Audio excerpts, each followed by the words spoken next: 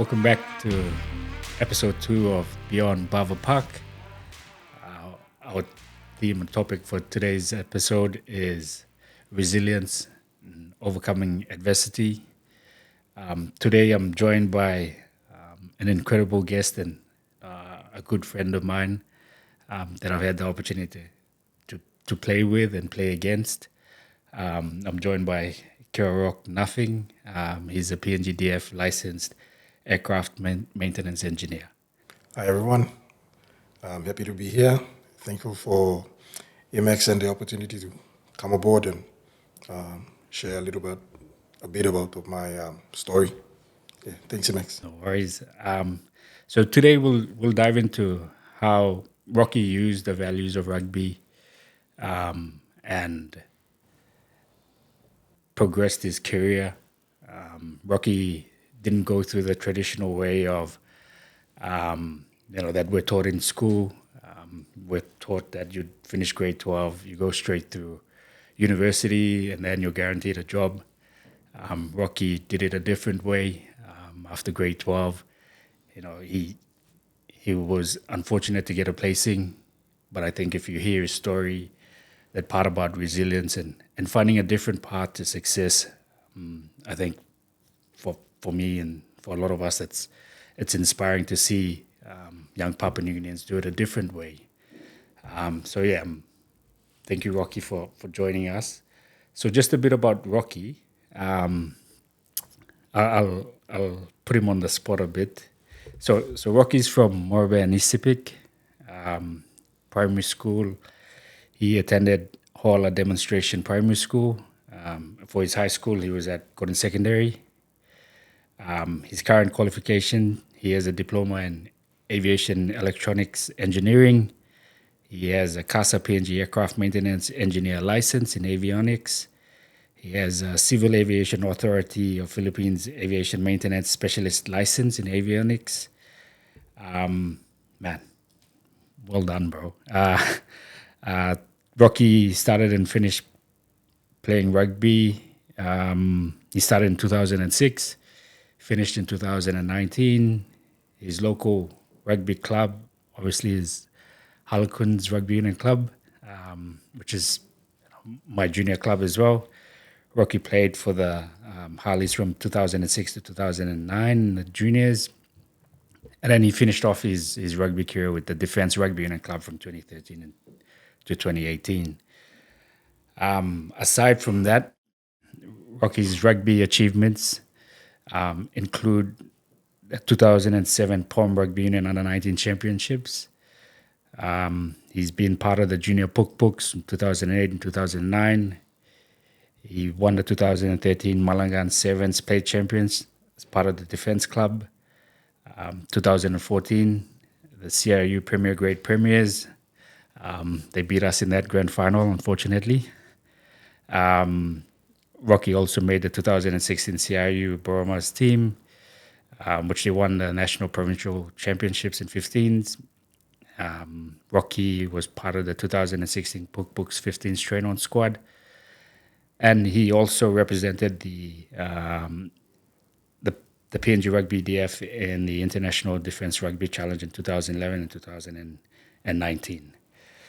So I think just a summary of Rocky, the stuff he's done, both in education and in sports, is, just speaks volumes of himself. And I think the more when we go through the podcast, just hearing his story as well, I think it'll inspire a lot of young Papua New Guineans.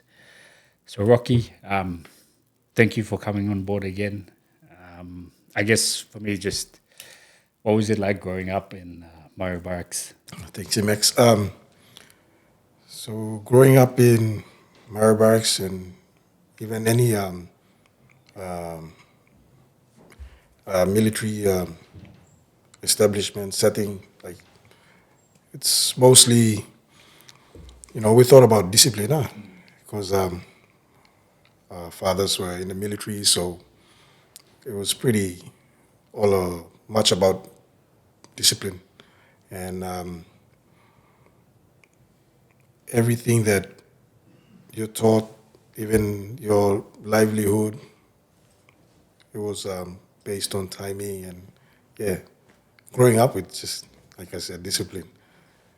And how did you get involved with rugby and I guess coming through the Harlequins under 19s at that time? So for Harlequins rugby, back in high school, most of my classmates and schoolmates played for Harlequins, and so the idea to play rugby union naturally went that way because everyone was, all my mates was playing for Harlequins. Moved that way. That's how I started there. And through that, like, what were sort of some of the, I guess, the highlights of the values you picked up through rugby? Obviously, I think your coach would have been Coach Robbie as well. Yeah, Robert Doko. Robert Doko, yeah. Yeah. What was it like going through that, that phase with him as your coach? Anyone who knows Coach Robbie well, like, he's really big on hard work. He believes in hard work, and the training the regime that he puts in was pretty intense, and it sort of brought you in line where you needed to, go the extra mile, and teach yourself not just physically but mentally also, getting through the hard yards if you want to make the team. That is. And I'm sure it would have been hard because I mean at that time there was obviously Defence Rugby Union Club was had a team there. How did it feel like leaving all your like your house line at the barracks and playing for a different club at that time in the under 19s? It was a bit difficult because most of the guys I played against in defense, like, we all grew up together, and then on the field, just running against them, yeah, a lot of words were said.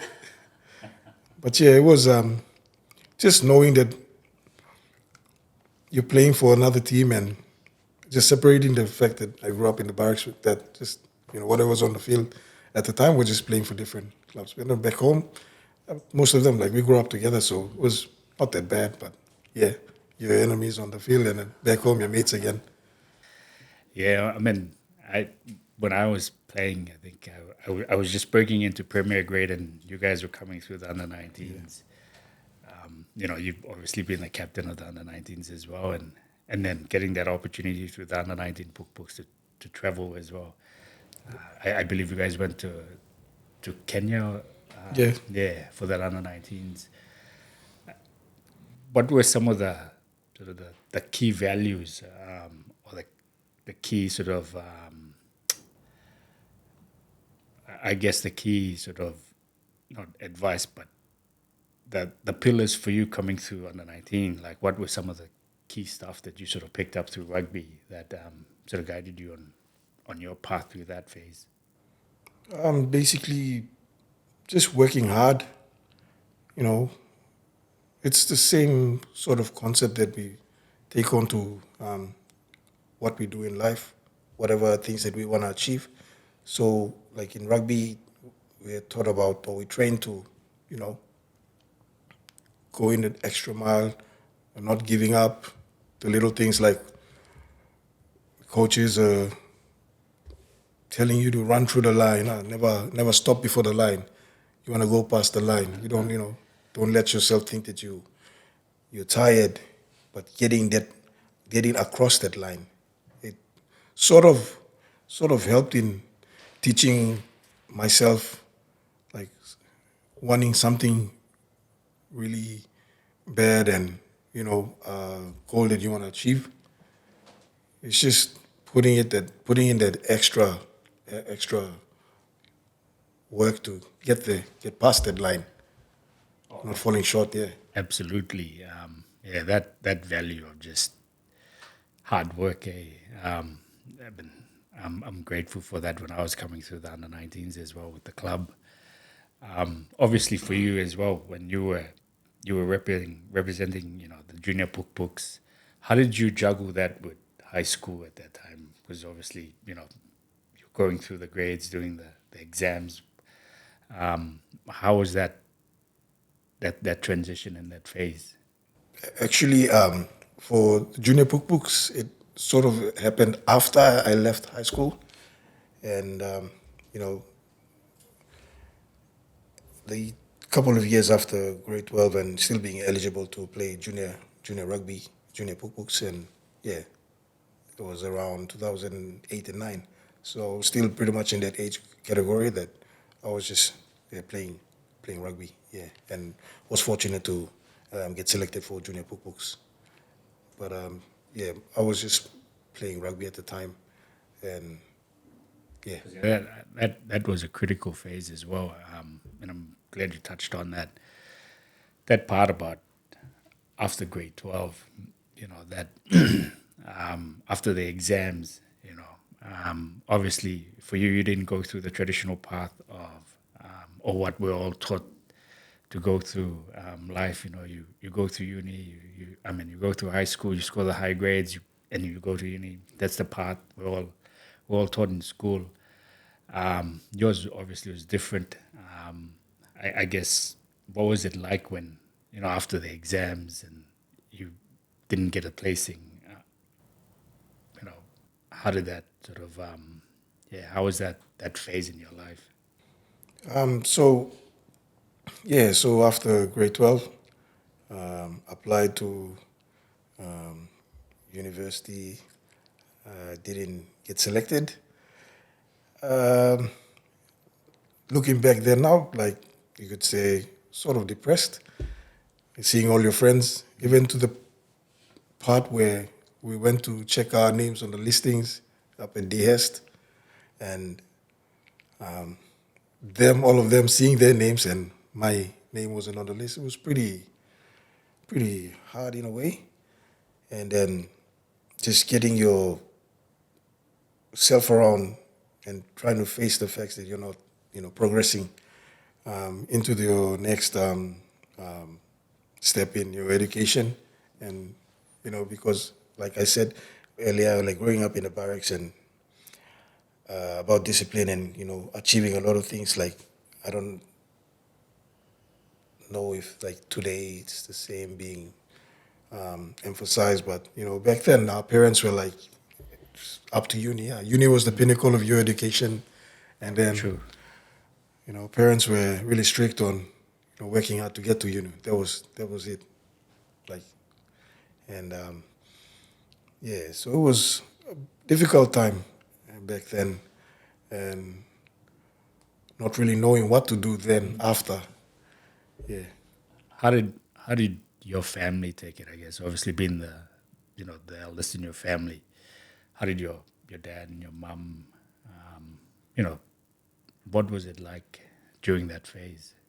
Um, you know, this is something where you're because you didn't get to go on to the next level, it's you're seen as, or not you're seen as, but you feel as a, like you failed. You're seen as you failed in something in life, and I that was pretty hard because the difference between then and now, we have all these different types of tertiary institutions and colleges. We were not like aware about these sort of things back then. It was just uni, and then that was what we were taught growing up. Yeah, so it was pretty intense. Yeah, and I remember after that phase, because I was at premier grade at that time. Like we all had high hopes of you just coming up and being the next crop of leaders for the club, for Harleys. But during that phase, you sort of stepped away from rugby, and I guess it impacted you a lot. How did you come back from that? And what drove you to just say, look, I'm just going to pick myself up. I'm going to find a way. Like, how did you get yourself back up from there? Um, it took a bit of time, like just getting my head around facing facts that, just not going to uni. And then I think my biggest support was actually coming back to rugby, because that actually helped me to find myself again and just forget about that and in a way, I sort of focused more on rugby. It was a period where I was just playing rugby, and in a way, it was, I found more happiness again, and then just pretty much got my head around trying to figure out what I was going to do next, and I actually reapplied to UPNG back then, and got selected to go into for Science Foundation Open Campus. But also, I actually applied for jobs. I was back home. My parents were like, "You can't just stay home, and you got to do something with your life." So, applied for jobs. You have to actually understand that your life has to go on. And I think that's an important point. Life has to go on. That you hit rock bottom, but the only way is to pick yourself up. And I think I started seeing you really start shining when you got into the army, and that sort of kicked you off, I guess, with your career and where you're at. And how did that joining the army come about, and the experience of that? Like I said, I was just applying for jobs, and then the army thing popped up again after the year before, which was in 2008. I got enlisted in 2009. We heard about the 2008 enlistment and just thought about having a go. And I just put my papers in. We were actually preparing to the junior rugby tour to Kenya at the time in 2009. So I just did my application and went for the junior Pukpuks tour. And we came back and found out that my name came out in the listing for recruitment. Went from there. So it's pretty much not knowing what was going to happen. It was just trying things out. Yeah, and absolutely, just having a go, because it was through that process of having a go with the army. I think that's where it set your career up in aircraft engineering. How did that come about? Like, how did you come across that in the army? Yeah, so initially, I got enlisted and got posted to a couple other units, and then in Moim, I was in Wewak for a couple of years, and then a couple of years later, I found myself back in Port Moresby, and the engineering thing came up, and it sort of something that, how do I say, I wanted to do engineering back in high school, after grade 12, and that didn't happen. So when I got into the Defence Force and then came back to Moresby, and the engineering, aircraft engineering training came about, it was, It was a blessing. it was a really big blessing and perfect timing for me too, because that pretty much set my my mind on what I wanted to become, and I saw it as a second opportunity for me to, get that done. What you've always wanted Yeah, to do. what I always wanted to do. Yeah. Now I remember, when I had you in the army, and then you got that aircraft engineering training, I was proud and happy, just to see where you've come from, that journey to go to a different path. And that journey through that, completing your engineering course, how did you continue to apply, or did you still apply the values that you picked up in rugby? You spoke about that hard work and just keep going. Were you able to still transition that during that phase? Definitely. Like we mentioned earlier about having that self-discipline and working hard. It's when you really want something and you want to achieve that, and all your efforts and that mindset that you want to put in to just get there, just getting past that line. It was the same concept that I used, and I was very fortunate that we growing up learning that from rugby and then applying that in what I wanted to achieve in my life and my career. And so it's pretty much having that self-discipline and motivation, finding that motivation to just go one more, because like getting older and then going back to school was, Yeah, not another be thing. hard. Yeah, it was pretty hard because, you get going to school with the younger ones coming along too. Like, you have to work even harder. Yeah. And what was that mindset? Like, I mean, we don't really talk about it, but going back to school again, like starting all over again. What was that like for you? For me, going back to school, you know, not just for myself, but at that time when I went back again, like I became, a parent, and then having that extra responsibility on board, and just wanting to, be better and do more, and then that sort of motivated me to work even harder. And the mindset that I had was just like, I pretty much cut out everything, and I was just focused on getting my qualification done, my training done, and then coming back and doing the job. Yeah. So a lot of sacrifices. Yes. A lot of sacrifices. Pretty much didn't have a social life. Yeah, so it was just wanting to get there.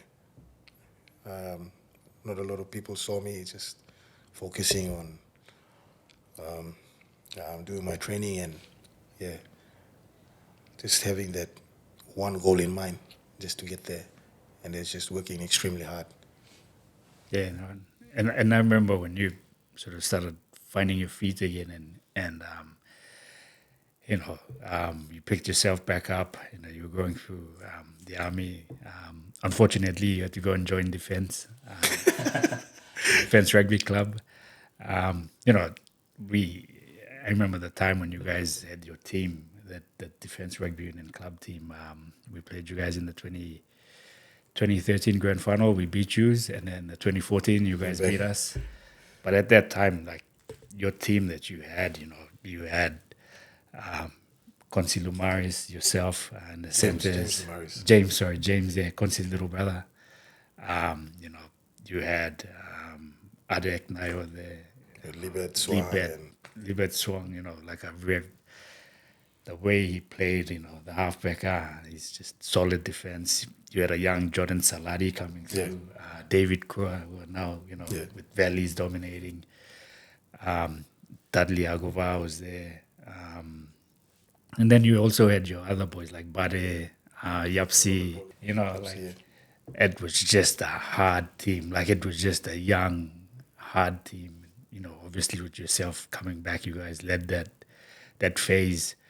The reason why I touched on that is, at that time, that culture that you guys had, what was that sort of that what was that built around? It was just one person. It was just recently as we lost Sydney Wesley, Pop Sid. He was the core behind that. Even in my career too, and the others who were playing in defense, especially us who were in the PNG Def, like he played a big role in us. I wouldn't be where I am today without him, so it's a big credit to him. And then the type of person he was, and like it didn't just get to the 2014 grand final. It had a lot of build up from what he started back in 2012 when the competition was still. With Metro and then Pomara Few.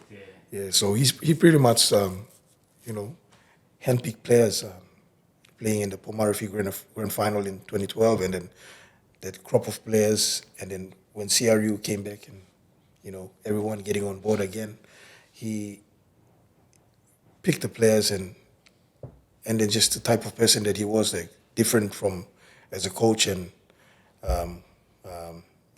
as a person, and he understood us in a way that he could come down to our level and talk about things and tell you about yourself that you didn't know. Like personally, when we were still playing, like I was pretty much a winger and center fullback, yeah. And then just one day he got up in I think it was 2013 or 2012. He told me that I want you to play in the halves. And then, like, I never played in the halves.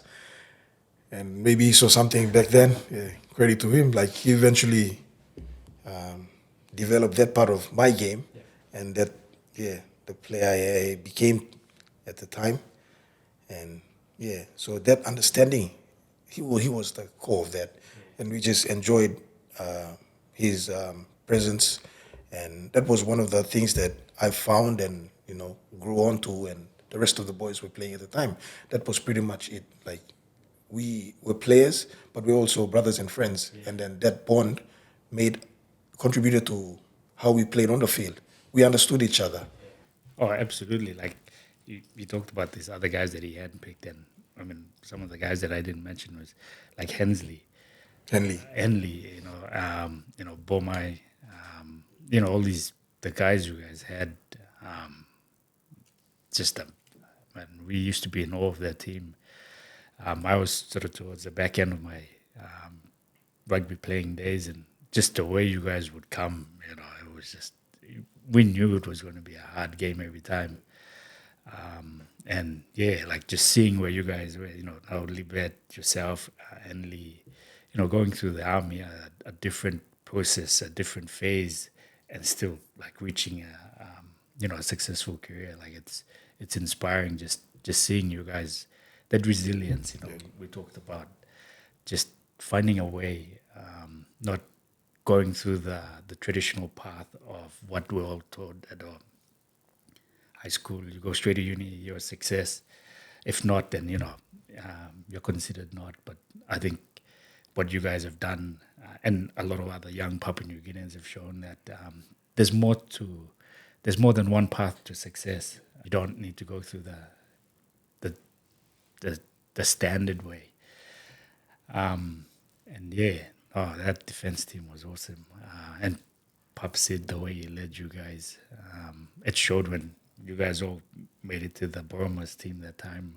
It was dominated by defense players. That was a great period. So Rocky, now at the back end of your sort of playing days, and now you're fully focused with your your army and engineering career. How's that journey been so far? You got a partner, kids, work. How are you juggling everything, and how's that going? Understanding your role, understanding what you have to do to, and the different responsibilities that comes on, like now that gone past playing rugby, focusing on work and family, like trying to be like, as a parent, you wanna teach your kids about life and sort of be a role model for that. And then like it's something that brought along from back in playing rugby, just understanding what you have to do for the team and knowing to play your part in achieving that success.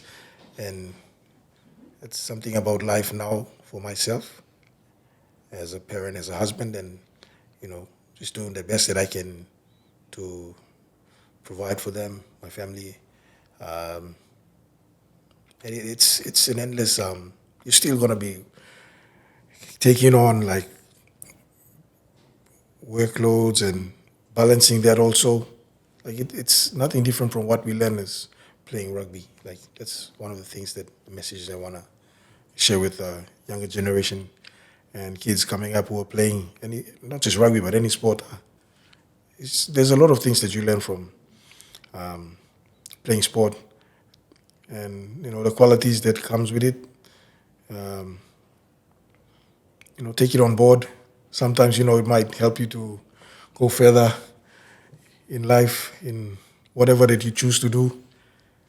And also, like having good mates around you, having mentors around you to help you focus. There's a lot of decision making in there also, like just being smart about the little things. You're gonna make mistakes, but it's just you learn from your mistakes. No one. There's no perfect person. We all make mistakes. We learn from that mistake, and it's the same thing. Like the message, I was a former rugby player. you drop the ball. Okay, you have to pick yourself up. You have to defend again. Go again. Like that. That's basically what life is, and that we were fortunate at the time to have like coaches to mentor us and help us be better players, and then bring that board into our lives now and whatever that we're doing, and try to be successful or be successful in anything that we do.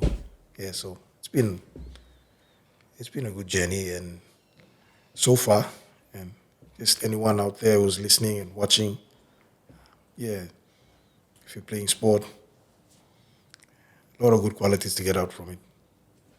Yeah, no, absolutely, Rocky. And I think that quality that we spoke about, the theme of this, the second episode, resilience and overcoming adversity. I think you and a lot of people in the same scenario that you went through epitomize that. Things aren't always going to work out the way you planned. You're always going to have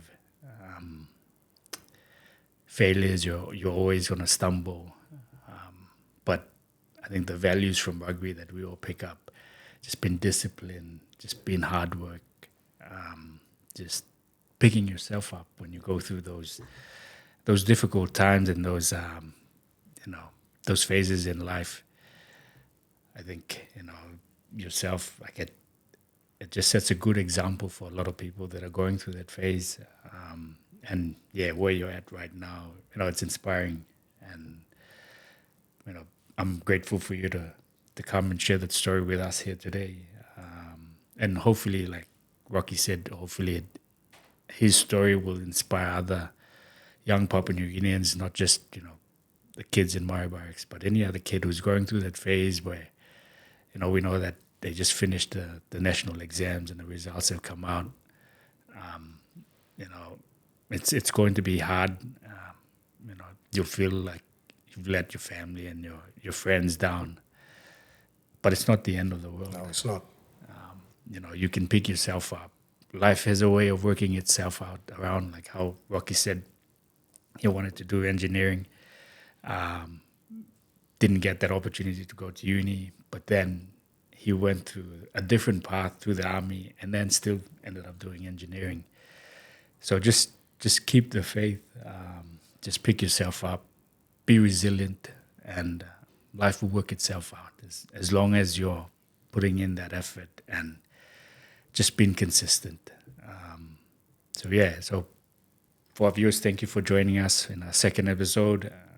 We greatly appreciate you taking the time and just to sit down and watch our episode, and hopefully Rocky's story and other more Papua New Guineans who've gone through that phase or who've gone through and beyond Bava Park, we can bring them aboard and share their stories to inspire the next generation of young Papua New Guineans that are coming through Bava Park.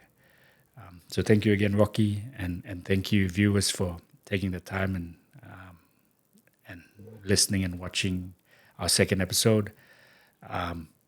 Please subscribe and follow us on YouTube, and hopefully our third episode will bring another inspiring Papua New Guinean who's gone beyond Bava Park that hopefully can inspire the next generation of Papua New Guineans. So thank you, Rocky. Thanks everyone.